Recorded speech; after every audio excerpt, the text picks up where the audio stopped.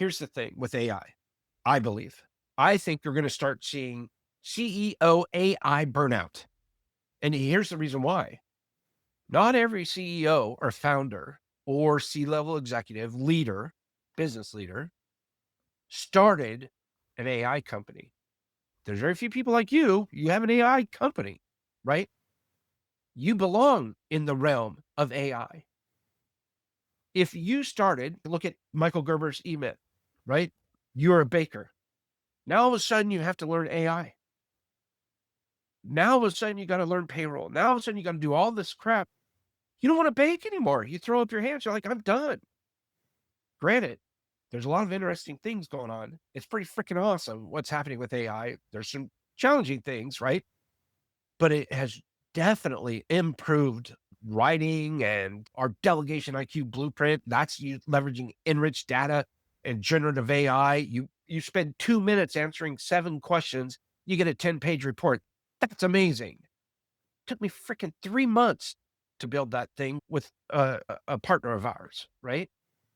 I don't want to go through that again. I started a company to save people time. And here I am working on that stuff for so long that, you know what? I was like, man, I love AI, but God, every time I got to spend much time figuring something freaking out. That's not why I started Bottleneck. I didn't start Bottleneck because of AI, Yeah. right? Now, there's a lot of people out there that started AI companies. Good for them. That's what gives them energy. Wake up every day doing AI shit and getting it done. But there's way more people that started other companies that were not AI, that AI benefits them. But now they got all excited about it. But you got that little bell curve. We're coming down, and people are starting to be like, man, okay, I need somebody to handle this stuff. I know exactly what I want. I've got a good idea. I want to stay on top of it. I want to get behind the curve. But man, I don't want to go through this all again. Just But you get can delegate, yeah, the AI building and the AI knowledge base and everything. That's one of the yes. reasons I started this podcast and stuff too. But obviously, if you want to delegate the marketing part, that's what Avenue Nine's for. But I There you also go. just found that like AI is so big and marketing is so big that it's got to be a team sport. That no one person now can know everything there is to know about marketing, and no one person can know everything there is to know about AI.